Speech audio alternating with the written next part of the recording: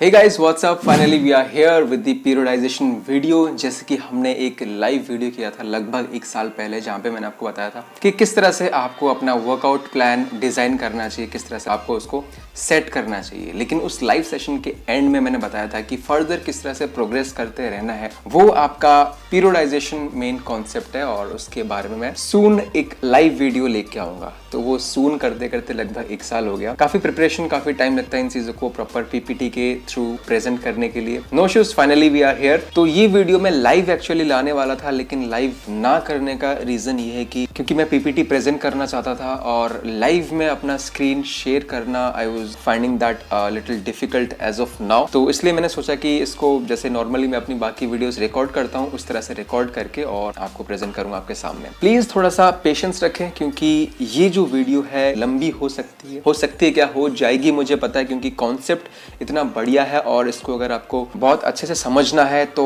Time तो देना पड़ेगा। अगर जल्दबाजी करेंगे तो आप चीजें मिस कर देंगे और आपको फिर आधी अधूरी इन्फॉर्मेशन मिलेगी। आई प्रॉमिस कि जितना भी ये स्क्रीन पे फ्लैश हो रहा है, ये पूरा टाइम आपने इस वीडियो के लिए डेडिकेट करा, ये टाइम आपने पूरा मुझे दिया, तो आपको इस कॉन्सेप्ट के बारे में कोई भी डाउट नहीं रहने वाला है। एक ऐसा कॉन्सेप्ट है जो कि हर पर्सनल ट्रेनर, हर अच्छे से अच्छा ट्रेनर अपने क्लाइंट पे ये चीज अप्लाई करता है। इसी तरह से वो अपना एक वर्कआउट प्लान डिजाइन करता है। अगर आपको नहीं पता है तो ये अगर आप जानते हैं आपके लिए काफी ज्यादा फायदेमंद हो सकता है। So moving on to periodization. अब पीरियोडाइजेशन हम अलग अलग चीजों के लिए करते हैं। यहाँ पे हम बेसिकली पीरियोडाइजेशन फॉर मसल हाइपरट्रॉफी यानी मसल गेन के लिए हम पीरियोडाइजेशन किस तरह से करेंगे। अब आप सोच रहे हैं कि भाई मैं क्या ये पीरियोडाइजेशन करता हूँ, तो सबसे पहले मूव ऑन कर जाते हैं इसके डेफिनेशन पे कि व्हाट इज पीरियोडाइजेशन। अब इस पीरियोडाइजेशन का कोई स्टैंडर्ड डेफिनेशन नहीं होता है, अलग अलग लोग अपना अलग अलग डेफिनेशन देते हैं, लेकिन उनमें से कुल मिलाकर जो एक कंक्लूजन, जो एक आउटकम निकलता है, उसका ये मतलब होता है पीरियोडाइजेशन का कि आप अपने ट्रेनिंग को किस तरह से एडजस्ट करते हैं, किस तरह से प्लान करते हैं, ताकि आप किसी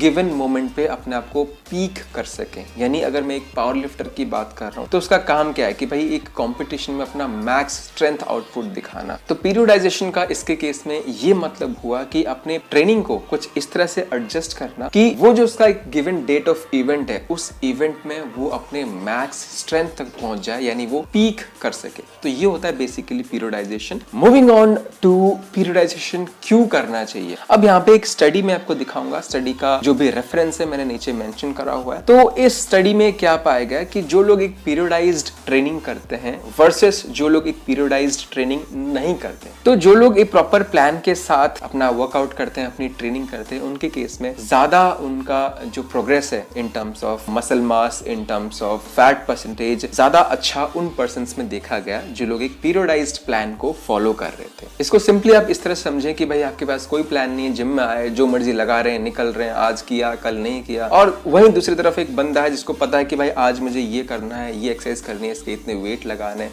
तो डेफिनेटली जिसके पास ऑलरेडी एक प्लान है वो ज्यादा अच्छे से अपने आप को डेवलप कर सकता है in terms of strength, in terms of muscle hypertrophy, in terms of any terms of fitness जिसकी आप बात कर रहे हैं। अब हम मूव ऑन कर जाते हैं बेनिफिट्स क्या है। फटीग मैनेजमेंट, यानी जब भी आप वर्कआउट करते हैं आपकी बॉडी हमेशा एक बहुत अच्छे स्टेज में नहीं होती कि भाई हमेशा एक अच्छा परफॉर्मेंस आपकी बॉडी दे। बॉडी आपकी कभी ना कभी थकती है, तो उस थकावट को आपको मैनेज करना है। यानी आपकी बॉडी में अगर वो थकावट रहा, वो फटीग रहा, तो आपका परफॉर्मेंस अच्छा नहीं होगा और ये इनडायरेक्टली या फिर डायरेक्टली आपके गेन्स को, आपके रिजल्ट को हैम्पर करता है। तो किस तरह से अपने फटीग, अपने थकावट को मैनेज करना है वो पीरियोडाइजेशन के अंदर हम सीखेंगे। उसके बाद maximizes both general and specific preparation for sport, यानी आप किसी भी तरह का स्पोर्ट चूज कर लीजिए। हम हर स्पोर्ट के लिए पीरियोडाइजेशन करते हैं। उस स्पोर्ट के लिए जो भी आप ट्रेनिंग कर रहे हैं उसके रिजल्ट को ही मैक्सिमाइज करता है, यानी मैक्स आउटपुट आपको दिलाता है। एक स्पेसिफिक काइंड ऑफ अडेप्टेशन आपको लेके आता है। फॉर एग्जांपल अगर मैं स्ट्रेंथ के लिए काम कर रहा हूँ तो मेरी स्ट्रेंथ आउटपुट, यानी मेरा जो स्ट्रेंथ है वो मेरे लिए स्पेसिफिक है,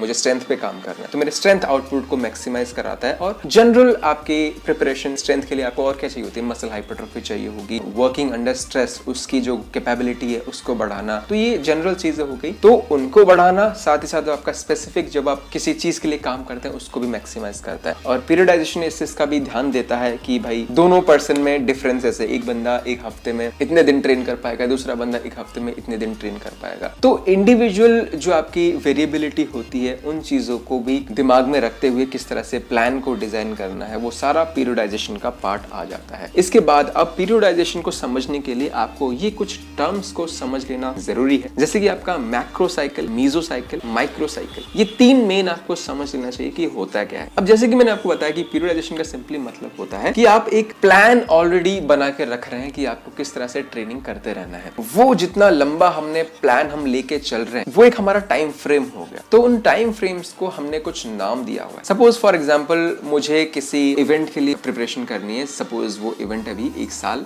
बाद है मेरा, तो मैं क्या करता हूँ, अभी से अपना प्रिपरेशन शुरू कर देता हूँ। तो मेरे पास अभी 1 साल का पूरा टाइम है, तो इस 1 साल के पूरे टाइम को मैं अपना एक मैक्रो साइकिल बोलूंगा। यानी मेरे पास अभी एक मैक्रो साइकिल है जिसके बीच में मुझे ट्रेनिंग करनी है। अब उस मैक्रो साइकिल को हम कुछ और पार्ट्स में डिवाइड कर देंगे, तो वो हो गया हमारा मीजो साइकिल। फॉर एग्जांपल एक मैक्रो साइकिल जो हमारा 1 साल का है, उसको मैं 4 हिस्सों में डिवाइड कर देता हूँ। तो वो जो छोटे छोटे मेरे हिस्से हो गए, उसको मैं मीजो साइकिल बोलूंगा। अब ये जो मीजो साइकिल है, ये आपका मेनली कुछ वीक से लेकर कुछ मंथ तक का हो सकता है, डिपेंडिंग अपॉन कि आपका मैक्रो साइकिल कितना बड़ा है। अब इन मीजो साइकिल के अंदर कुछ माइक्रो साइकिल्स आते हैं। ये माइक्रो साइकिल्स हमारी और छोटी होती है, 1-2 हफ्ते से लेकर मतलब फ्यू वीक्स तक हमारी ये माइक्रो साइकिल होती है। अब मेन चीज आता है different models of periodisation. Actually periodisation में आपको डिफरेंट मॉडल्स या फिर डिफरेंट प्रिंसिपल्स होते हैं कि आपको अपनी ट्रेनिंग को इस तरह से सेट करना चाहिए। मतलब अलग अलग स्टाइल्स होते हैं, मेनली 3 स्टाइल्स होते हैं। वो हो जाता है आपका linear periodization, block periodization and undulating periodization. अब लीनियर में से हमने एक और उसमें से डिराइव कर दिया, वो होगा रिवर्स लीनियर पीरियडाइजेशन। मतलब वो लीनियर के तरह ही है लेकिन उसका उल्टा फॉर्म है बेसिकली। तो मेन बेसिक आपके 3 ही हो गए। ये हो गया पूरा आपका सेटअप की अलग अलग तरीके हैं ट्रेनिंग सेट करने के लिए। अब आपने कोई भी तरीका ट्रेनिंग का सेट कर लिया कि भाई इस पैटर्न से मैं अपना वर्कआउट करूंगा। आपको प्रोग्रेस भी तो करना है, या तो आप रेप्स बढ़ाएंगे, या तो सेट्स बढ़ाएंगे, या तो रेस्ट पीरियड कम करेंगे। मतलब अब प्रोग्रेशन करने के लिए अलग अलग तरीके होते हैं। तो वो तरीके ये हो सकते हैं, मेनली आपके ये 3 तरीके होते हैं प्रोग्रेस करने के लिए। एक होता है सिंगल प्रोग्रेशन, एक होता है लीनियर पीरियडाइजेशन। यहाँ पे ध्यान रखें, लीनियर पीरियडाइजेशन आपके पिछले यहाँ पे मॉडल्स ऑफ पीरियडाइजेशन में था, अब यहाँ पे प्रोग्रेशन मॉडल्स में भी लीनियर पीरियडाइजेशन है। अब थर्ड आ जाता है आपका यहाँ पे डबल प्रोग्रेशन। ये मेनली प्रोग्रेशन करने के तरीके हैं। तो मैंने आपको मेन पॉइंट्स बता दिए कि भाई पीरियडाइजेशन के कौन कौन से मॉडल्स हैं और प्रोग्रेस करने के कौन कौन से मॉडल्स हैं। अब हम इन्हीं चीजों को ही पूरी इस प्रेजेंटेशन में, पूरे इस वीडियो में हम डिस्कस कर रहे होंगे। Let's start with linear periodisation. अब जैसे कि नाम ही बता रहा है लीनियर, यानी हम सीधा किसी चीज में प्रोग्रेस करते हैं, कोई ऊपर नीचे अप एंड डाउन नहीं होता है, बिल्कुल स्मूथली हम ऊपर चढ़ते रहते हैं, प्रोग्रेस करते रहते हैं। This is the most common style of periodisation that is being set do your foundation both volume and intensity. ये इसमें हम चेंज करते हैं और कुछ हम छेड़ते नहीं है। आपका वॉल्यूम नीचे आता रहता है और इंटेंसिटी ऊपर जाता रहता है। यानी जैसे कि मैंने बताया कि हमारा एक मैक्रो साइकिल होता है और उस मैक्रो साइकिल में छोटे छोटे हम मीजो साइकिल्स को सेट कर लेते हैं। फॉर एग्जाम्पल मैं 1 साल बाद एक इवेंट में मैं अपना पावर लिफ्टिंग करने वाला हूँ, मुझे अपना मैक्स वहां पे स्ट्रेंथ आउटपुट चाहिए। तो मैं क्या करता हूँ, अब उस एक साइकिल में मैंने अपने 3 मीजो साइकिल्स सेट कर लिए। तो मैं क्या करूंगा, फर्स्ट मीजो साइकिल में मैं यहाँ पे हाइपरट्रॉफी के लिए ट्रेन करूंगा, सेकंड मीजो साइकिल में मैं यहाँ पे पावर के लिए ट्रेन करूंगा, क्योंकि मैंने आपको एग्जाम्पल दिया हुआ कि हम पावर लिफ्टिंग कॉम्पिटिशन करने वाले हैं, तो इसलिए मैंने ऑर्डर चेंज किया। जो आप पिक्चर में देख रहे हैं, पहले हाइपरट्रॉफी है, फिर स्ट्रेंथ है, फिर पावर। लेकिन क्योंकि हम यहाँ पे पावर लिफ्टिंग कॉम्पिटिशन लड़ रहे हैं, तो इस वजह से हम सबसे पहले हाइपरट्रॉफी रखेंगे, फिर पावर रखेंगे और एंड में स्ट्रेंथ रखेंगे, क्योंकि इसी चीज में हमें मैक्सिमाइज करना है। तो जिस भी चीज में मैक्सिमाइज करने वाला है उसको हम एंड में रख रहे हैं। तो मैं आपको ये लीनियर पीरियडाइजेशन समझा रहा हूँ। इसमें हमने क्या किया, सबसे पहले हमने हाइपरट्रॉफी मीजो साइकिल रखा, उसके बाद हम पावर रख रहे हैं, उसके बाद हम स्ट्रेंथ रख रहे हैं। तो इसमें अगर आप देखते जाएंगे, ट्रेंड अगर देखेंगे, हाइपरट्रॉफी में हम मेनली क्या करते हैं कि हम वेट बहुत ज्यादा नहीं उठाते हैं, यानी हमारा जो इंटेंसिटी है यहाँ पे कम रहता है। तो यहाँ पे आप जब इंटेंसिटी का लाइन देख रहे हैं, वो हाइपरट्रॉफी वाले आपकी मीजो साइकिल में सबसे नीचे है। अब धीरे धीरे देख रहे हैं, जब हम बढ़ रहे हैं एंड की तरफ, तो इंटेंसिटी का वो जो लाइन है, वो जो ग्राफ है, वो ऊपर की ओर जा रहा है। वहीं हाइपरट्रॉफी फेज में अगर आप वॉल्यूम देख रहे हैं, यानी कितने number of sets and reps कर रहे हैं, वो ज्यादा है। और हाइपरट्रॉफी के लिए यही तो होता है, हम बहुत ज्यादा हैवी लिफ्टिंग थोड़ी करते हैं, हम मॉडरेट हैवी करते हैं। हमारा 10-12 रेपिटेशन के बीच में हम काम करते हैं, यानी हमारे यहाँ पे सेट्स एंड रेप्स ज्यादा होता है। और क्योंकि हम इतने सारे सेट्स एंड रेप्स लगाते हैं, तो हमारा वेट इतना ज्यादा नहीं होता है। ये हो गया आपका लीनियर पीरियडाइजेशन।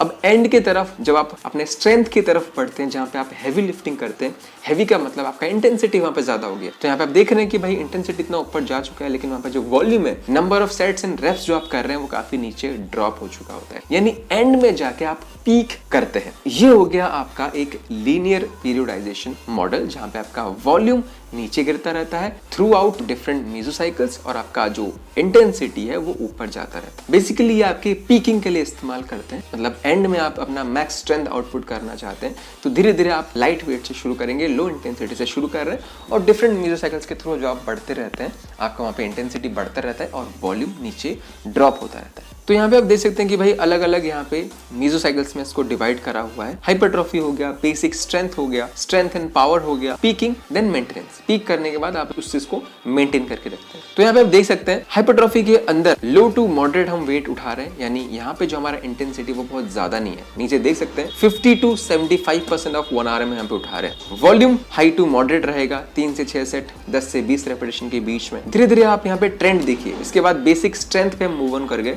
यानी थोड़ा सा यहाँ पे हमारा इंटेंसिटी हाई हो गया, वॉल्यूम हमारा थोड़ा सा यहाँ पे मॉडरेट रेंज में आ गया। नंबर्स यहाँ पे आप देख सकते हैं 3 to 5 sets, repetitions 4 to 8 repetitions. धीरे धीरे हम क्या करते हैं, बेसिक स्ट्रेंथ से प्रॉपर स्ट्रेंथ की तरफ बढ़ रहे हैं। ये आपका मेनली ट्रांजिशन फेज है। आप अचानक से बहुत ज्यादा उठाना शुरू नहीं कर रहे हैं। हाइपरट्रॉफी के बाद जब आप स्ट्रेंथ में शिफ्ट कर रहे हैं, धीरे धीरे उसको बढ़ा रहे हैं। उसके बाद फिर आप अपने नेक्स्ट मेसोसाइकिल में मूव ऑन करते हैं, जहाँ पे आप पीक करते हैं। पीक में आपका यहाँ पे मैक्सिमम आउटपुट होना चाहिए, मोर देन 93% ऑफ 1 आवर यहाँ पे आप काम कर रहे हैं। वॉल्यूम यहाँ पे आपका वेरी लो वॉल्यूम देख सकते हैं, 1 to 3 सेट्स, 1 to 3 रेपिटेशन। उसके बाद जब आपका परफॉर्मेंस हो जाता है, आपका मीट, आपका इवेंट हो जाता है, आप इसको मेंटेन करते हैं। मेंटेन करने के लिए वापस आप एक मॉडरेट इंटेंसिटी पे आ जाते हैं, वॉल्यूम भी आपका मॉडरेट हो जाता है। अब यहाँ पे नेक्स्ट मॉडल आ जाता है रिवर्स लीनियर पीरियडाइजेशन। अब यहाँ पे सिंपली हम लीनियर पीरियडाइजेशन का उल्टा कर रहे हैं, यानी आपका इंटेंसिटी नीचे ड्रॉप होता रहेगा और वॉल्यूम जो है आपका बढ़ता रहेगा। एक आप यहाँ पे सैंपल देख लीजिए, strength phase, hypertrophy phase, endurance phase. Move on करते हैं ब्लॉक पीरियडाइजेशन। इंटरमीडिएट से लेकर जो एडवांस्ड एथलीट्स होते हैं उन पे अप्लाई करते हैं। इसको हम कॉन्जुगेट सीक्वेंस भी बोलते हैं। इसमें होता क्या है, ये सिंपली आपका लीनियर पीरियडाइजेशन जैसा ही होता है, लेकिन यहाँ पे जो आपका मेसोसाइकिल है ना वो काफी छोटा होता है। हर एक जो फेज हमारा, हर एक जो मेसोसाइकिल है वो 2 महीने, 3 महीने, 4 महीने तक जा सकता है, लेकिन यहाँ पे उन मेसोसाइकिल्स को हम यहाँ पे ब्लॉक्स बोल रहे हैं, अलग अलग ब्लॉक्स बोल रहे हैं। और ये ब्लॉक्स जो है ना काफी छोटे छोटे ब्लॉक्स होते हैं, जैसे कि मैंने दिखाया हुआ यहाँ पे 2 से 4 हफ्तों का ही बस एक ब्लॉक होता है। लीनियर पीरियडाइजेशन में जैसे कि मैंने बताया कि एक एक जो आपका फेज है वो काफी लंबा चलता है। तो एक फेज में जो आपने हासिल करा उसको आप अगले फेज में वो सब कुछ आपका वापस डिप्लीट होने लगता है, वो बॉडी आपकी भूलने लगती है, वो चीज आपकी बॉडी से निकलने लगती है। तो फायदा क्या हुआ फिर उस चीज को ट्रेन करने के लिए?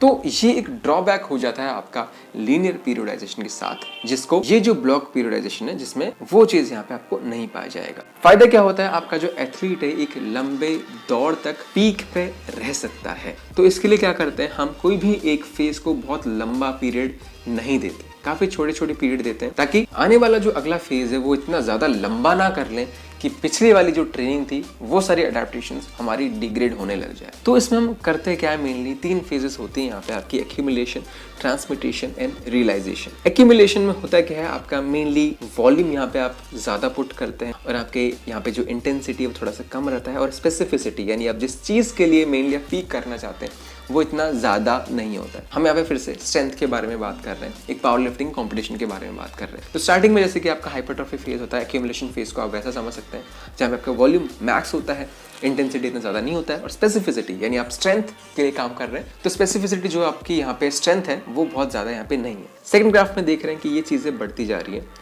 और वॉल्यूम आपका ड्रॉप होता जा रहा है। रियलाइजेशन यहाँ पे क्या होता है, जो आपका स्पेसिफिसिटी है वो बढ़ गया, यानी आप ज्यादा स्ट्रेंथ के लिए यहाँ पे काम करने लगेंगे, इंटेंसिटी बढ़ चुका है, वॉल्यूम काफी नीचे आ चुका है।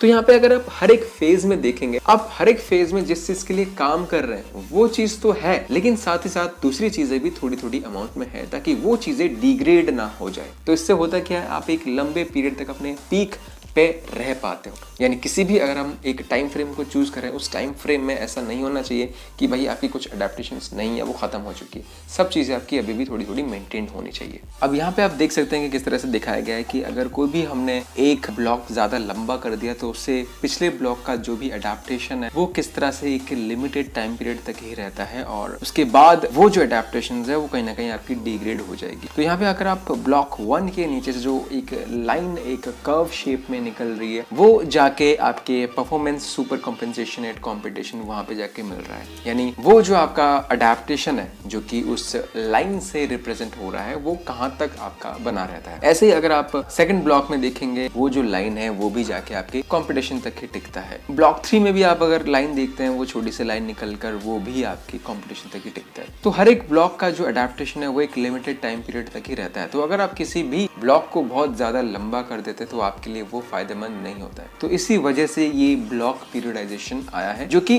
अपने एक एक छोटे छोटे ब्लॉक को बहुत ज्यादा लंबा ड्यूरेशन नहीं देता है। इसके बाद हम मूव ऑन कर जाते हैं अंडुलेटिंग पीरियडाइजेशन। इसका ये मतलब होता है कि आपके अलग अलग फेजेस में आपका जो स्टिमुलस होता है वो कॉन्स्टेंटली चेंज होता रहता है। इसके अंदर दो तरह के हो सकते हैं, डेली अंडुलेटिंग पीरियडाइजेशन या फिर वीकली अंडुलेटिंग पीरियडाइजेशन। इसमें होता क्या है, जैसे कि आप ग्राफ से देख सकते हैं नीचे कि भाई ये फ्लक्चुएट होता रहता है। यानी फॉर एग्जांपल आपको मैं एक डेली अंडुलेटिंग पीरियडाइजेशन का एक एग्जांपल दे देता हूँ। आज सपोज मैं अपना हैवी लोड से ट्रेन कर रहा हूँ, कल मैं क्या करूंगा अपने हाइपरट्रॉफी के लिए ट्रेन करूंगा, देन परसों मैं वापस स्ट्रेंथ के लिए काम करूंगा, देन उसके नेक्स्ट दिन मैं वापस हाइपरट्रॉफी के लिए ट्रेन करूंगा। तो यहाँ पे अगर देखा जाए मेरा जो लोड है वो फ्लक्चुएट हो रहा है। आज हैवी ले रहा हूँ, कल लाइट, देन फिर हैवी, देन फिर लाइट। अगर हम वॉल्यूम की भी बात करें, जब मैं हैवी ले रहा हूँ तो वॉल्यूम ऑब्वियसली मैं लो रखूंगा, और जब मैं कल लाइट लूंगा तो वॉल्यूम मेरा ऑब्वियसली थोड़ा सा ऊपर रहेगा। तो यहाँ पे वॉल्यूम और इंटेंसिटी जो है वो उल्टे चलते रहते हैं, लेकिन दोनों के केस में अगर आप देखेंगे ये फ्लक्चुएट होता रहता है, ऊपर नीचे होता रहता है। जैसे कि मैंने डेली अंडुलेटिंग पीरियडाइजेशन में अपना एक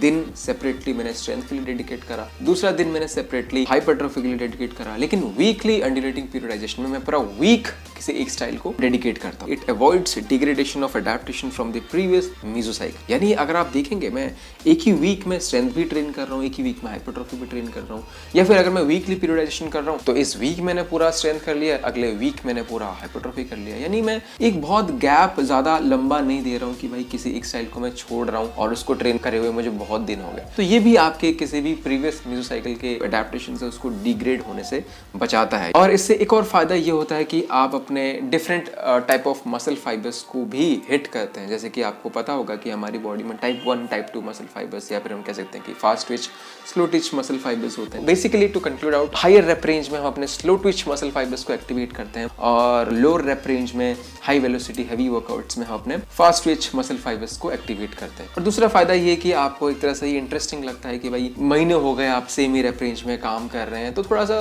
बोरिंग लगता है। तो बेटर होता है कि हम थोड़े बहुत चेंज करते रहते हैं, वर्कआउट भी हमारा इंटरेस्टिंग बना रहता है और हमारे जॉइंट हेल्थ के लिए थोड़ा सा सेफ होता है। ऐसा नहीं है कि हम डेली बहुत ही हैवी लोड उठा रहे हैं। जैसे कि हमने देखा कि हम अपने लोड को चेंज कर रहे हैं, ऊपर नीचे कर रहे हैं, तो आपको कहीं ना कहीं अपने जॉइंट्स पे भी आप थोड़ा सा फॉरगिविंग हो रहे हैं, आप अपने जॉइंट्स को भी थोड़ा सा रिलैक्सेशन प्रोवाइड कर रहे हैं। सो ये हो जाता है आपका डेली अंडुलेटिंग पीरियडाइजेशन। अब यहाँ पे वीकली अंडुलेटिंग पीरियडाइजेशन का भी जो मैंने आपको एग्जांपल ऑलरेडी दे दिया है, सेम चीज है यहाँ पे, आप यहाँ पे पॉज करके देख सकते हैं, कुछ अलग नहीं है। यहाँ पे एंड में आप कुछ डीलोड लिखा हुआ देख रहे हैं, ये हम फर्दर इसी वीडियो में ही बात करेंगे कि व्हाट इज डीलोड, आपको क्यों लेना चाहिए, कब लेना चाहिए, इसका क्या फायदा होता है, आगे हम इसके बारे में बात करेंगे। तो ये हो गए डिफरेंट पीरियडाइजेशन मॉडल्स। अब हम बात करते हैं कि भाई आप कोई भी मॉडल फॉलो करते हैं, आप प्रोग्रेशन तो करेंगे ना, फ्यूचर में लोड बढ़ाएंगे, रेप्स बढ़ाएंगे, कुछ तो बढ़ाते रहेंगे, अपने प्रोग्रेसिव ओवरलोड तो करेंगे, तो वो किस तरीके से करना है उसके भी अलग अलग तरीके होते हैं, तो वो हम इस प्रोग्रेशन मॉडल्स में बात करेंगे। अभी तक मैंने आपको सिंपली बता दिया कि भाई इस तरह के पीरियडाइजेशन होते हैं। फ्यूचर में अभी बात करने वाले हैं कि प्रोग्रेशन मॉडल कौन कौन से, लेकिन वीडियो के एंड में मैं आपको बताऊंगा कि हाइपरट्रॉफी के लिए आप इन सब चीजों को कैसे अप्लाई करेंगे, एक बिगिनर किस तरह से कौन सा मॉडल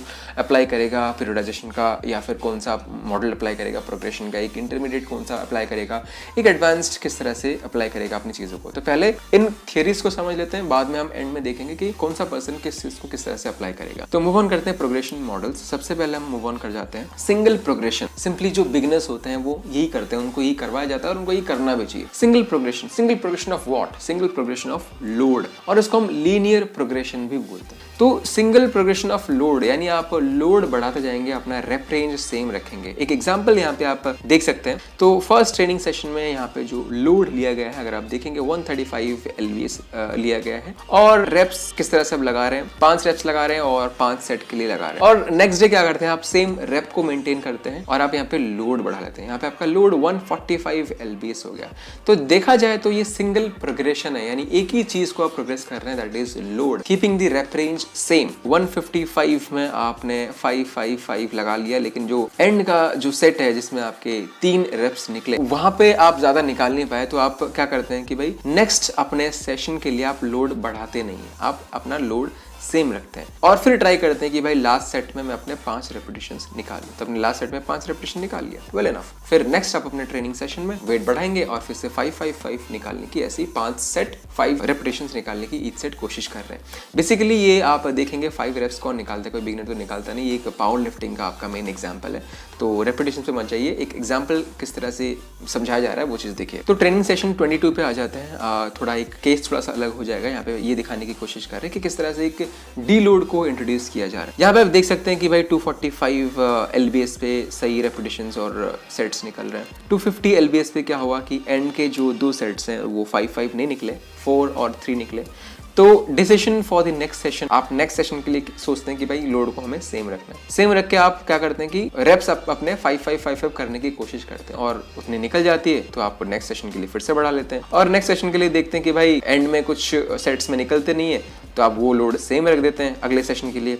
अगले सेशन में वापस निकालने की कोशिश करते हैं 5, अगर निकल जाए तो अच्छी बात है और फिर से अगर प्रॉब्लम हो ना निकले तो भाई यहाँ पे आप क्या करते हैं, नेक्स्ट सेशन के लिए आप प्लान करते हैं कि भाई मैं अपना डी लोड करूंगा। तो आप नेक्स्ट सेशन में यानी 27th ट्रेनिंग सेशन में देखेंगे वेट यहाँ पे घटा दिया गया है, 230 LBS कर दिया गया, यानी करीब 10% यहाँ पे आपका जो लोड है उसको घटा दिया गया और अब फिर से आप ट्राई करते हैं 5 निकालने के लिए, तो आराम से वो इजिली निकल जाती है। अब नेक्स्ट सेशन में जब ये निकल गई तो नेक्स्ट सेशन में आप फिर से लोड बढ़ाने की कोशिश करते हैं, यानी जिस सेशन में जब आपने 255 LBS लिया था और आपके वो रेपिटेशंस नहीं निकले थे, आप वापस वही लोड लोगे यानी 255 LBS लोगे और अब वापस 5 रेपिटेशंस निकालने की कोशिश करोगे और अगर निकल जाते हैं बहुत अच्छी बात है, अगर नहीं निकलते आप वापस सेम लोड रखने की कोशिश करोगे द नेक्स्ट सेशन। अगर नेक्स्ट सेशन में भी ना निकले तो आप फिर से डीलोड लेने की कोशिश करते हो। तो मेन डीलोड यही होता है कि आप प्रोग्रेस करते जाते हैं और आप जहां पे भी अटकते हैं सेम वेट को वापस रिपीट करने की कोशिश करते हैं और रिपीट करने के बाद भी अगर वो रेपिटेशंस आपसे नहीं निकल रहे फिर आप एक डीलोड यहाँ पे इंट्रोड्यूस करते हैं जहाँ पे आप लोड थोड़ा कम लेते हैं, अपनी बॉडी को थोड़ा सा ईज पे रखते हैं ताकि आप नेक्स्ट सेशन में अच्छे से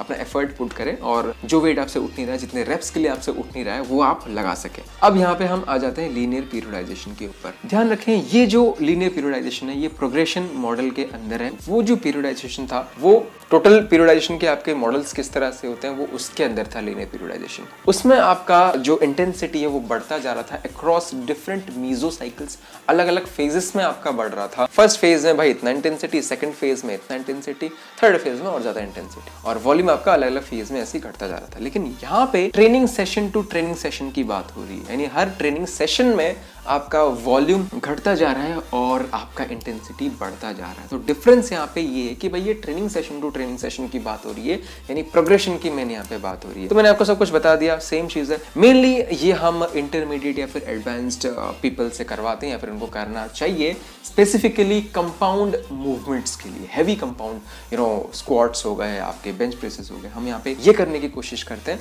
कि भाई अगले सेशन में मैं थोड़ा सा वेट बढ़ा लूं लेकिन उसके जो रेप्स निकालने थे वो थोड़े से कम कर लो। तो ये लीनियर पीरियडाइजेशन हो गया और इसको किस तरह से अप्लाई करना नीचे आप एक एग्जांपल के थ्रू देख सकते हैं। यहाँ पे आपने 110 LBS से 8 रेपिटेशंस निकालने की कोशिश करी, देन 115 LBS कर लेंगे नेक्स्ट सेशन के लिए और रेप्स आपके कम हो जाएंगे यानी वॉल्यूम तो गिराना है। देन नेक्स्ट सेशन में आप 120 LBS लेंगे और आपका जो रेप है वो गिर जाएगा यानी 666 हो जाएगा। अब आप क्या करते हैं कि यहाँ पे एक डी लोड ले लेते हैं। आपने लोड क्या करा, वापस ड्रॉप कर दिया, 110 पे ले आए। जो आपने फर्स्ट डे शुरू करा था 110 LBS जिसमें आपने 8 रेपिटेशन निकाले थे। तो यहाँ पे आप 110 लेंगे, वही लोड लेंगे, लेकिन इंस्टेड ऑफ डूइंग 8 रेपिटेशंस आप 6 करने की कोशिश करोगे। और वो जो 6 रेपिटेशंस है वो आप सिर्फ 2 सेट के लिए करोगे। नंबर ऑफ सेट्स कोई फिक्स नहीं बता रहा हूँ, मेरा मतलब है कि आप रेप्स भी गिरा दोगे और कुछ सेट्स भी गिरा दोगे। ध्यान रखना कि आपका ये जो रेप रेंज है वो एक्चुअली 6 to 8 रेप रेंज है। अगर आप इस पूरे चार्ट में देख रहे हो 6 से लेकर 8 के बीच में ही आपको नंबर्स दिख रहे हैं, ना उससे ऊपर ना उससे नीचे। तो आपने क्या करा, 8 से शुरू करा, नीचे नीचे 6 तक आते रहे।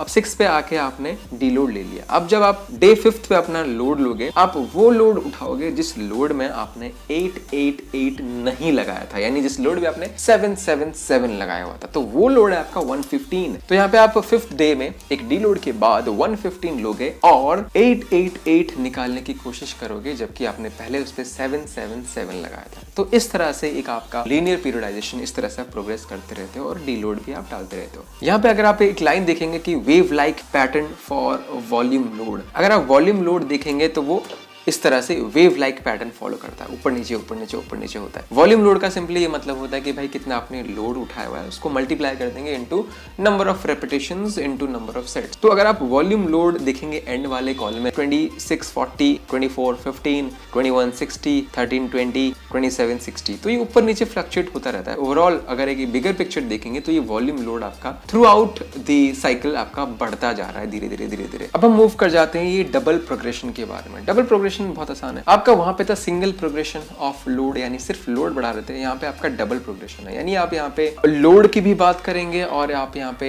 वॉल्यूम की भी बात करेंगे। लेकिन अनलाइक लीनियर पीरियडाइजेशन जहाँ पे साथ ही साथ लोड बढ़ रहा था और वॉल्यूम घट रहा था, यानी वॉल्यूम पे भी यहाँ पे काम हो रहा है और लोड पे भी काम हो रहा है। लेकिन डबल प्रोग्रेशन में आप एक को होल्ड पे रखेंगे, दूसरे पे काम करेंगे। फॉर एग्जाम्पल यहाँ पे adding volume before increasing intensity, यानी आप रेप्स बढ़ाते जाएंगे इससे पहले कि आप लोड बढ़ाएं। अब यहाँ पे एक एग्जांपल देख सकते हैं, भाई 40 LBS मैंने लिया और यहाँ पे आप ट्रेनिंग सेशन 1 2 3 4 5 6 में देखेंगे जो लोड है यानी जो इंटेंसिटी वो बढ़ नहीं रहा है, यानी हमने यहाँ पे क्या करा, इंटेंसिटी को फिक्स कर दिया। अभी यहाँ पे हम इंटेंसिटी बढ़ा नहीं रहे। सबसे पहले हम वॉल्यूम पे काम करके वॉल्यूम को बढ़ाएंगे और जैसे हमें लगा कि भाई हमने इनफ वॉल्यूम रीच कर लिया, अब यहाँ पे हम इंटेंसिटी बढ़ाएंगे। आप देखते रहे यहाँ पे हम 14 13 12 रेप कर रहे हैं। नेक्स्ट सेशन में 14 14 12 निकालने की कोशिश कर रहे हैं। नेक्स्ट सेशन में 14 14 13 निकालने की कोशिश कर रहे हैं।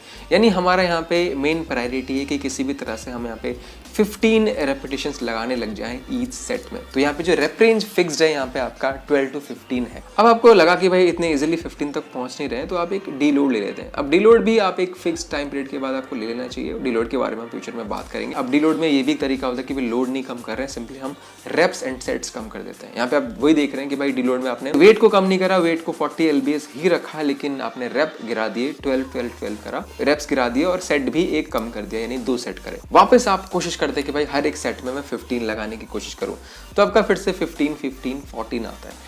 नेक्स्ट डे आप ट्राई करते हैं फिर से 15 15 15 और भाई आ गए 15 15 15।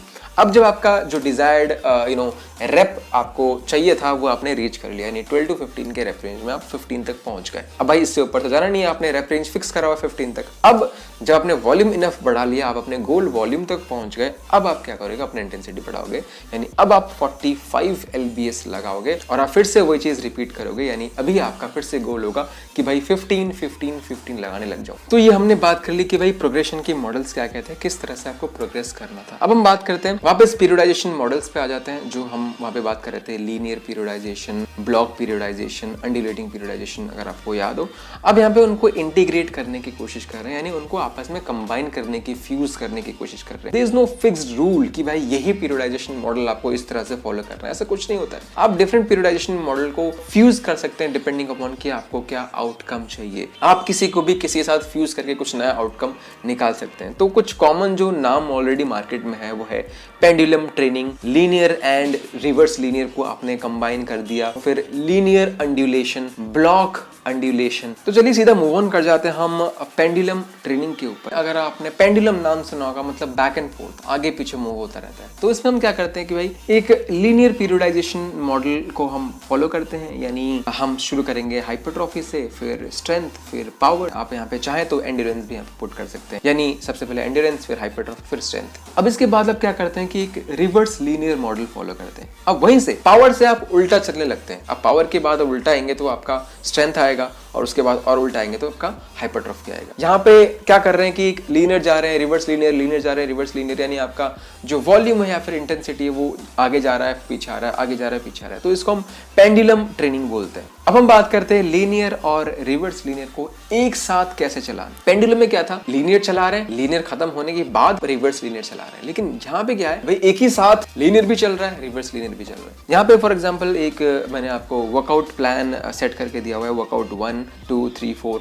1 में आप चेस्ट बैक एंड शोल्डर लगा रहे हैं, 2 में लेग्स एंड आर्म्स लगा रहे हैं, देन वापस वही चीज आप उसको रिपीट कर रहे हैं, मतलब वर्कआउट 3 एंड वर्कआउट 4 में आप वही चीज को रिपीट कर रहे हैं। यानी आप 2 डेज आपकी यहाँ पे फ्रीक्वेंसी किसी भी बॉडी पार्ट को 2 दिन लगा रहे हैं। जब आप वीक में पहली बार उस बॉडी पार्ट को लगा रहे हैं तो एक डिफरेंट रेप रेंज चूज कर रहे हैं। जब आप उसको वीक में सेकंड डे लगा रहे हैं तो उसके लिए आप एक डिफरेंट रेप रेंज चूज कर रहे हैं। नीचे एक और बॉक्स में वर्कआउट 1 जो है chest back and shoulder, week 1 में आपने 9 to 11 रेप रेंज में काम करा, और सेम आपने वर्कआउट 2 के साथ भी करा वीक 1 में। वर्कआउट 3 में अगर देखेंगे रेप रेंज 12 to 15 है। वर्कआउट 4 अगर देखेंगे which is equals to workout 2, यहाँ पे आपका रेप रेंज 12 to 15 हो गया। लेकिन जब आप प्रोग्रेशन देखते हैं तो वर्कआउट 1 और 2 जो है वो एक लीनियर प्रोग्रेशन में मूव ऑन कर रहा है। वीक 2 में देखेंगे रेप रेंज कम हो रहा है, यानी आपका इंटेंसिटी बढ़ रहा है, वॉल्यूम कम हो रहा है। वीक 3 में वैसे ही वापस रेप रेंज कम हो गया, यानी वॉल्यूम कम हो गया, तो इंटेंसिटी बढ़ रहा है। वही चीज है, आपका लीनियर प्रोग्रेशन हो रहा है वर्कआउट 1 एंड 2 में, whereas वर्कआउट 3 एंड 4 में रिवर्स लीनियर प्रोग्रेशन हो रहा है, यानी वो उल्टा चलता जा रहा है वर्कआउट 1 एंड 2 के कंपैरिजन में। यानी सेम ही बॉडी पार्ट जब आप उसको पहले टारगेट कर रहे हो, यानी वीक के इनिशियल डेज में, उसको अगर आप फॉलो करोगे डिफरेंट वीक्स में तो उसमें लीनियर प्रोग्रेशन हो रहा है। और वही वर्कआउट जो आप वीक में डिफरेंट डे में लगा रहे हो उसको अगर आप फिर ट्रैक करते हो डिफरेंट वीक्स में, तो यहाँ पे आपका एक लीनियर प्रोग्रेशन चल रहा है। अब बात करते हैं लीनियर अंड्यूलेशन के बारे में। हो क्या रहा है, सबसे पहले आप ग्राफ से ही अगर देखेंगे कि यहाँ पे अंड्यूलेशन हो रहा है, यानी ऊपर नीचे हो रहा है, लेकिन साथ ही साथ अगर आप पूरा ट्रेंड देखेंगे, यानी ओवरऑल अगर आप उसको फॉलो करेंगे तो देखेंगे कि वो अंड्यूलेट होता हुआ ऊपर जा रहा है, यानी अंड्यूलेट होता हुआ इंटेंसिटी ऊपर जा रहा है, जो आपका वॉल्यूम है वो भी अंड्यूलेट होता हुआ नीचे आ रहा है। सिंपली कह सकते हैं, अगर आप जब भी कोई भी अंड्यूलेशन फॉलो कर रहे हैं, जो भी आप पीरियोडाइजेशन मॉडल फॉलो कर रहे हैं, उसमें आप प्रोग्रेस तो करेंगे ना, तो उस प्रोग्रेशन में यहाँ पे आपका लीनियर प्रोग्रेशन हो रहा है। अगर मैं सपोज वीकली अंड्यूलेशन कर रहा हूँ, इस हफ्ते में हाइपरट्रॉफी लगा रहा हूँ, वापस नेक्स्ट टू नेक्स्ट हफ्ते में मैं हाइपरट्रॉफी लगाऊंगा, तो इंटेंसिटी सबसे पहले मेरा नीचे होगा, यानी ग्राफ मेरा नीचे गया। अब नेक्स्ट वीक मेरा होगा स्ट्रेंथ,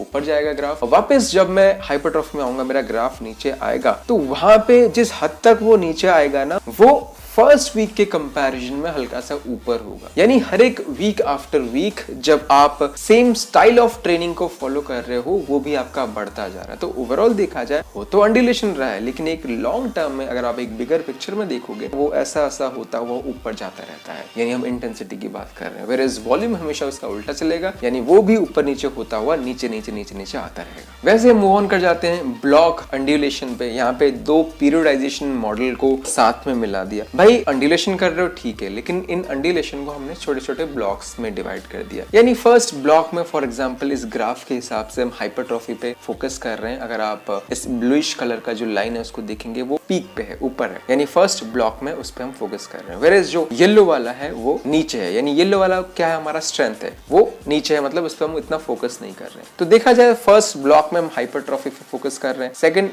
ब्लॉक में हम स्ट्रेंथ पे फोकस कर रहे हैं। वेयर हम जब थर्ड ब्लॉक पे आएंगे, वापस हाइपरट्रॉफी का जो ग्राफ है ऊपर जाता है। यानी हर एक ब्लॉक में किसी एक चीज पे हम फोकस कर रहे हैं। सिंपली कुछ नहीं है, ब्लॉक पीरियडाइजेशन नहीं है, आप डिफरेंट ब्लॉक में डिफरेंट चीज पे फोकस कर रहे हो, वेयर दूसरी चीजों को कंप्लीटली आप इग्नोर नहीं कर रहे हो, उनको भी आपने मेंटेन कर रहे हो। ब्लॉक पीरियडाइजेशन है, लेकिन थोड़ा सा और उसको डिफाइन करने जाओगे तो देखोगे तो वो ब्लॉक पीरियडाइजेशन में अंडुलेशन ही हो रहा है और कुछ नहीं है। ओके, सो अब आते हैं मेन पॉइंट्स पे। ये जितने भी हमारे पीरियडाइजेशन के तरीके वगैरह हो गए, ये बस कुछ मैंने आपको एग्जांपल दिया कि आप इनको किस तरह से फ्यूज कर सकते हैं और किस तरह से आप अपना एक प्रोग्राम बना सकते हैं। तो ये आप इनको फ्यूज करके, कंबाइन करके, इंटीग्रेट करके बहुत अलग अलग तरह के प्रोग्राम्स बना सकते हैं। There are n number of ways जिसमें आप डिफरेंट पीरियडाइजेशन मॉडल्स को, प्रोग्रेशन मॉडल्स को फ्यूज करके के अपना एक नया प्रोग्राम बना सकते हैं डिपेंडिंग अपॉन कि उस पर्सन को क्या आउटकम चाहिए। Programs can have multiple periodization elements and in many cases this may actually be what works best. जैसे कि मैंने कहा कि कोई फिक्स रूल नहीं होता है कि भाई ऐसा ही फॉलो करना है, मतलब आपको जिस भी तरह का आउटकम चाहिए उस आउटकम के लिए आपको कौन सा पीरियडाइजेशन डालना पड़ेगा, कौन सा प्रोग्रेशन मॉडल डालना पड़ेगा, उनको फ्यूज कर देना। फ्यूज करके जो भी बन रहा है वो आपके लिए बेस्ट होगा। Almost every programme is linear to some degree, ये भी आपको पता होगा। मतलब ऐसा तो है नहीं कि भाई आप सेम हमेशा वेट उठाते रहते हैं। आप जब एक बिगिनर होंगे आप कुछ और वेट उठाते होंगे। अगर आप अपने आप को अभी आज की डेट में देखें, आप उसके कंपैरिजन में काफी ज्यादा वेट उठा लेते होंगे। तो एक तरह से आपने भी एक लीनियर पीरियडाइजेशन फॉलो किया, एक लीनियर प्रोग्रेशन को आपने फॉलो किया है। Additionally very rarely are you doing the same exact rep range every day or week for months on end, so almost every program undulates. और एक तरह से आप अनजाने में अंडुलेशन भी कर रहे हैं। यानी अंडुलेशन का सिंपली मतलब क्या होता है? फ्लक्चुएट करते रहना। आपने अगर अपना ही प्रोग्राम नोटिस करा होगा कि क्या आपने हमेशा सेम ही रेप रेंज लगाया है डेली डेली डेली? क्या आप हर महीने सेम ही रेप रेंज में काम कर रहे हैं? आपने कभी तो स्ट्रेंथ वर्क करा होगा, कभी तो आपने हाई रेप वर्क करा होगा। तो एक तरह से आप भी ना इन सब चीजों को करते आ रहे हो, लेकिन अनजाने में आपने प्रॉपर सीक्वेंस में इनको माइंडफुली ऑर्डर में एक सेट नहीं करा है। आप ऑलरेडी इन सब चीजों को करते आ रहे हो। Finally if you have phases to your training that last a month or so, you have incorporated a core tenet of block periodization. अब ये भी काफी लोगों ने कर लिया होगा कि भाई एक वर्कआउट मैंने डिजाइन करा, कुछ 1-2 महीने बाद वर्कआउट चेंज कर लेते हैं। तो एक तरह से हम अपना कंप्लीट वर्कआउट चेंज कर रहे हैं। हमने एक ब्लॉक डिसाइड करा, उस ब्लॉक में एक वर्कआउट कर लिया, फिर दूसरे ब्लॉक में हमने अपना नया वर्कआउट सेट कर लिया। तो आपके दिमाग में ये नहीं था कि मैंने ये ब्लॉक कर रहा हूँ, अब ये ब्लॉक कर रहा हूँ। आपने सिंपली अपना वर्कआउट चेंज कर दिया। तो अनजाने में आप ऑलरेडी एक ब्लॉक पीरियडाइजेशन भी फॉलो कर रहे हैं। So let's say that you are following the intermediate training compound movement progression. मतलब जैसे कि मैंने आपको बताया कि लीनियर पीरियडाइजेशन प्रोग्रेशन होता है जिसमें आप लोड बढ़ाते रहते हैं और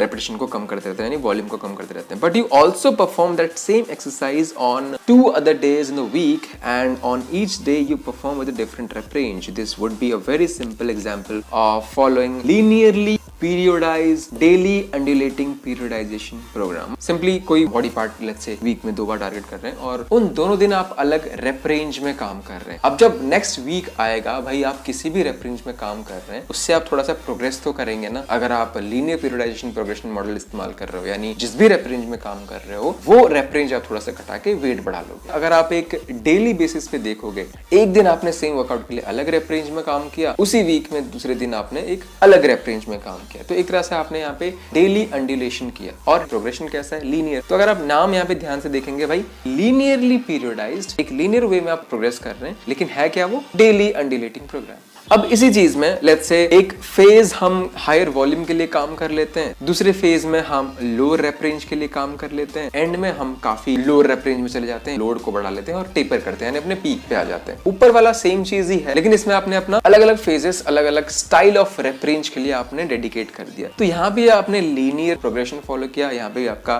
डेली अंडुलेटिंग है। बट क्योंकि अलग अलग फेजेस आपने हाइपरट्रोफी के लिए दे दिया, स्ट्रेंथ के लिए दे दिया, पावर के लिए, एंड्योरेंस के लिए दे दिया, तो इसके लिए एक ब्लॉक पीरियडाइज्ड प्रोग्राम आपका बन गया। तो इसको भी अगर हम ओवरऑल एक बड़े पिक्चर में देखेंगे तो आपका लीनियर प्रोग्रेशन हो गया, डेली बेसिस पे अंडुलेट कर रहे हो और एक एक ब्लॉक में उसको डिवाइड कर दिया। तो ये बन गया आपका linear DUP block periodized program. Simple. All this theoretical periodization concept doesn't really apply to hypertrophy. जितने कुछ भी हमने अभी तक देख लिया है ये मेनली आपके परफॉर्मेंस रिलेटेड है, आपकी परफॉर्मेंस को एनहांस करने के लिए। लेकिन हमारा जो हाइपरट्रोफी गेम है ना, यानी बॉडी बिल्डिंग गेम है ना, ये कोई परफॉर्मेंस गेम नहीं। हमें किसी को दिखाना नहीं कि हम इतना वेट उठा सकते हैं या फिर इस तरह से वेट उठा सकते हैं। सो पीरियडाइजेशन का जो इंट्रोडक्शन हुआ था वो इसी वजह से हुआ था कि भाई परफॉर्मेंस को किसी एक इवेंट में पीक करना है। अगर आप शुरुआत का डेफिनेशन याद करें तो हम करते क्या है कि ये जो डिजाइन्ड है परफॉर्मेंस के लिए, उनका कॉन्सेप्ट हम इस्तेमाल कर लेते हैं हाइपरट्रोफी के लिए। अब आपको समझ आ जाएगा कि हाइपरट्रोफी के लिए आपको एक्चुअली करना क्या चाहिए। सो जब हम हाइपरट्रोफी के लिए बात करते हैं, the game is a little different. We have to manipulate variable in a reactive sense rather then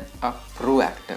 यानी हम अपने बॉडी में चेंजेस लाना चाहते हैं तो उन चेंजेस के बेसिस पे हमें रिएक्ट करना है कि अपने वर्कआउट प्रोग्राम को अब किस तरह से बनाना है, डिपेंडिंग अपॉन कि हमारी बॉडी किस तरह से उस पर रिएक्ट कर रही है। ना कि हमारी बॉडी बनी नहीं है, हमने 1 साल का 2 साल का पहले ही प्रोग्राम सेट कर लिया। आपको क्या पता 1 साल 2 साल बाद आपकी कंडीशनिंग क्या होगी। तो बेसिकली आप एक शॉर्ट टर्म के लिए प्रोग्राम सेट करते रहते हैं, डिपेंडिंग अपॉन कि आप किस तरह से प्रोग्रेस कर रहे हैं, किस तरह से आपकी बॉडी उस वर्कआउट से रिस्पॉन्ड कर रही है। So simply manipulating variables looking at few deciding factors. कुछ डिसाइडिंग फैक्टर्स है, अगर भाई ये चेंजेस इस तरह से हो रही है तो हमें वर्कआउट में ये चेंजेस करनी चाहिए। तो वो डिसाइडिंग फैक्टर्स क्या हो गए, जैसे कि आपका परफॉर्मेंस, आपका सिस्टमिक फटीग, आपका जॉइंट पेन, सब्जेक्टिव मोनोटोनी, मतलब ये सब चीजें बताएंगे कि आपको किस तरह से किस वेरिएबल को चेंज करना चाहिए। तो सबसे पहले मूव ऑन कर जाते हैं परफॉर्मेंस के ऊपर। अब अगर आप देखते जा रहे हैं कि भाई थ्रू आउट द मेसोसाइकिल आपका परफॉर्मेंस बढ़ता जा रहा है, अच्छा होते जा रहा है, इंप्रूव होते जा रहा है, यानी आप प्रोग्रेसिव ओवरलोड करते जा रहे हैं, दैट मींस वो एक आपके लिए अच्छा साइन है कि आपका प्रोबेबली मसल ग्रोथ हो रहा है। और अगर परफॉर्मेंस आपका कहीं पे स्टॉल होता है, आप कहीं पे आगे बढ़ नहीं पा रहे हैं, या फिर परफॉर्मेंस आपका नीचे आता जा रहा है, तो उसका ये मतलब है वो आपको एक साइन प्रोवाइड करता है, आपको वो इंडिकेट करता है कि भाई हाँ कुछ चेंजेस आपको करने हैं अब अपने प्रोग्राम में। एक और बात यहाँ पे मैंने की पॉइंट में लिखा है कि जो आपकी इंप्रूवमेंट होती है परफॉर्मेंस में, वो ऐसा नहीं होना चाहिए कि भाई आज आपने कोई वर्कआउट करा, अगले हफ्ते जब आप सेम वर्कआउट कर रहे हैं और आप देख रहे हैं कि भाई कुछ इंक्रीज नहीं हुआ या फिर थोड़ा बहुत डिक्रीज हो गया, तो उससे आप कुछ कंक्लूड आउट नहीं करेंगे। परफॉर्मेंस देखने के लिए आपको पूरा एक ट्रेंड ऑब्जर्व करना पड़ेगा, over the weeks, over the months, over the years आपको देखना पड़ेगा कि क्या ट्रेंड हमारा इंक्रीज हो रहा है, डिक्रीज हो रहा है, स्टॉल हो रहा है। तो एक लंबे फ्रेम में आपको देखना पड़ता है, ना कि एक वर्कआउट को दूसरे वर्कआउट से कंपेयर करके आप किसी कंक्लूजन तक पहुंचेंगे। लेकिन अगर ये चीज आपका लगातार होते जा रहा है, हर वर्कआउट में आप नोटिस कर रहे हो कि भाई ना ही बढ़ रहा है वहीं स्टॉल हो रखा है, या फिर हर वर्कआउट में आप देख रहे हो कि भाई मेरा परफॉर्मेंस डिक्रीज होता जा रहा है, घटता जा रहा है और खराब होता जा रहा है, तो हाँ ये एक मैटर ऑफ कंसर्न है और यहाँ पे आपको अपने प्रोग्राम में कुछ एडजस्टमेंट्स करने हैं। वो किस तरह के एडजस्टमेंट्स हैं हम आगे बात करेंगे। उसके बाद है आपका सिस्टमिक फटीग। सिस्टमिक फटीग का कोई स्टैंडर्ड डेफिनेशन तो नहीं है, मतलब आप सिंपली ऐसा समझ सकते हैं कि ओवरऑल आपकी बॉडी जो है वो थक गई है, मतलब एक थकावट वाली स्टेज में, उतनी ज्यादा एनर्जेटिक नहीं है। उसके कुछ कुछ सिम्टम्स है, जैसे कि पुअर लिफ्टिंग परफॉर्मेंस, आपका परफॉर्मेंस अच्छा नहीं होता है, lethargic through out the day, पूरे दिन आप थके थके रहते हैं, रिड्यूस्ड स्लीप क्वालिटी, बहुत अच्छी आपको नींद नहीं आती, and increased risk of illness, मतलब बीमारियां होने के चांसेस बढ़ जाते हैं। जब आप बहुत ज्यादा अपने आप को पुश करते हैं, यानी जरूरत से ज्यादा आप सेट्स या फिर वॉल्यूम प्रोवाइड करते हैं, साथ ही साथ अपने जिम के बाहर के stress, work stress, daily life stress, उन सब चीजों का एक कॉम्बिनेशन होने की वजह से आपका ये सिस्टमिक फटीग हो सकता है। या फिर सिंपली अगर बाहर भी आपका इतना ज्यादा स्ट्रेस नहीं है और सिंपली आप बहुत ज्यादा अपने आप को ट्रेन कर रहे हैं जरूरत से ज्यादा, तो उस चीज की वजह से भी आपको सिस्टमिक फटीग हो सकता है। ये आपको सही करने के लिए आपको इन्हीं चीजों में एडजस्टमेंट्स करने की जरूरत है। अगर जिम में बहुत ज्यादा वॉल्यूम देने की वजह से सिस्टमिक फटीग हो रहा है, तो हम वॉल्यूम के साथ थोड़ी बहुत छेड़खानी करेंगे, वॉल्यूम को थोड़ा बहुत हम एडजस्ट करेंगे उस चीज को डिसिपेट करने के लिए। एंड अगर कोई हमें बाहर स्ट्रेस है तो उस स्ट्रेस पे भी हम काम करेंगे कि भाई उसको थोड़ा सा कम करेंगे, तो मे भी हम अपने सिस्टमिक फटीग पे ओवरऑल काम कर पाए। अब बात आती है भाई जॉइंट पेन के ऊपर। अब जॉइंट पेन आपके अलग तरह के होते हैं, acute pain, chronic pain. Acute pain आपके नॉर्मली थोड़े दिन के लिए आते हैं फिर चले जाते हैं। आपको मेनली होता भी होगा कि बाइसेप्स लगाते हुए एल्बो में पेन हो गया, कुछ ही हफ्तों में, 1-2 हफ्ते में वो पेन गायब हो जाता है। स्पेसिफिक आपको किसी एक ही एक्सरसाइज करते हुए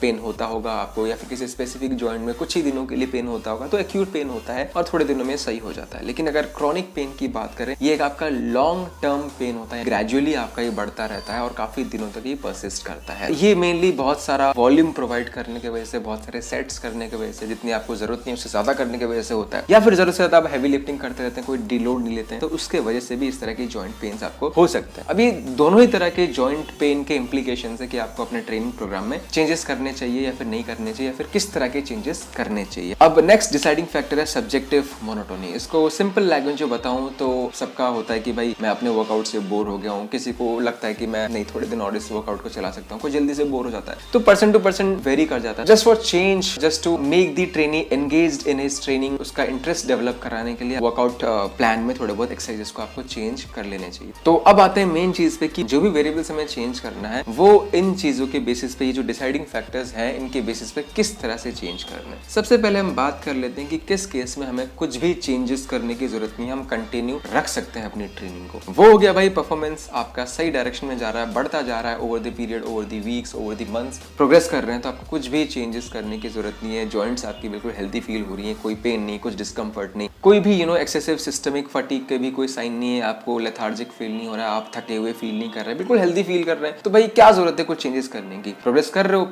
हो मतलब क्या है, आपकी मसल ग्रोथ प्रोबेबली हो रही है, तो कुछ भी जरूरत नहीं हमें यहाँ पे चेंज करने की। अब हम बात करते हैं कि भाई वॉल्यूम को किस तरह से चेंज करना चाहिए और कब चेंज करना चाहिए। चेंज का मतलब बढ़ा भी सकते हैं, घटा भी सकते हैं। सबसे पहले आपको अपने आप से एक क्वेश्चन पूछना पड़ेगा, आर यू प्लेट्यूड, क्या आपका जो प्रोग्रेशन है कहीं ना कहीं स्टॉल हो गया है या फिर कहीं ना कहीं घट रहा है। अगर आपको लगता है कि भाई नहीं, कुछ भी वॉल्यूम में चेंज करने की जरूरत नहीं, जो भी चल रहा है, जितने भी सेट्स आप कर रहे हैं उसको कंटिन्यू रखें। अगर आपका यहाँ पे आंसर है यस कि हाँ आप अटक गए, आपका प्रोग्रेशन नहीं हो रहा है, अब यहाँ पे अपने आप को कुछ सवाल पूछेंगे कि क्या आप 8 घंटे तकरीबन सो रहे हैं, क्या आप एक कैलोरी सरप्लस में, क्योंकि कैलोरी सरप्लस के बिना एक इंप्रूवमेंट करना उतना ज्यादा एफिशिएंट वे में नहीं हो पाता है। क्या आपका जो प्रोटीन इंटेक है वो लगभग 1.6 kg या फिर उससे ऊपर है? क्या आप अपने आरपीई को अंडर एस्टिमेट या फिर ओवर एस्टिमेट कर रहे हैं? आरपी का सिंपली मैं आपको बता सकता हूँ कि आपका level of effort, out of 10 आपको कितना लगता है कि आप अपने आप को कितना पुश कर रहे हैं। आपको जितना लग रहा है कि आप पुश कर रहे हैं, क्या आप उसको अंडर एस्टिमेट या फिर ओवर एस्टिमेट कर रहे हैं? या फिर क्या आप अपने मसल को वीक में एटलीस्ट 2 बार ट्रेन कर रहे हैं? क्या आपका वर्कआउट प्लान एक अच्छे से डिजाइंड वर्कआउट प्लान है? अच्छे से डिजाइन का ये मतलब है कि आपको सबसे पहले अपना ट्रेनिंग फिक्स तो करना पड़ेगा ना, एक प्लान तो बनाना पड़ेगा ना। और इसके बारे में हमने एक लाइव सेशन किया था जहाँ पे मैंने आपको बताया था कि आपको अपना वर्कआउट प्लान कैसे सेट करना होता है। इस वीडियो की जो लिंक है मैं आपको डिस्क्रिप्शन बॉक्स में दे दूंगा, मैं चाहूंगा आप उसको जरूर चेकआउट करें। सो इन सवालों में से अगर किसी में भी आपका